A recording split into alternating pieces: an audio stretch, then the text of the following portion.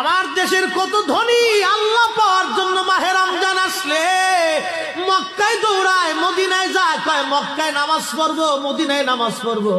এক রাকাত নামাজে 1,00,000 রাকাতের সওয়াব, এক রাকাত নামাজে 50,000 রাকাতের সওয়াব।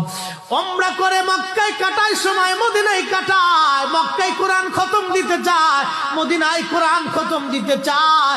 সওয়াব মাহে রমজানে অগণিত সওয়াবের আশায় ব্যক্তিগুলি আল্লাহর ঘরে হাজিরা দেয়, কিন্তু বাড়ির পাশে গ্রামের কত গরিব মানুষ টাকার অভাবে বাবা ভালো ইফতার করতে পারে না, টাকার অভাবে কত মা ভালো সেহরি করে রোজা রাখতে পারে না।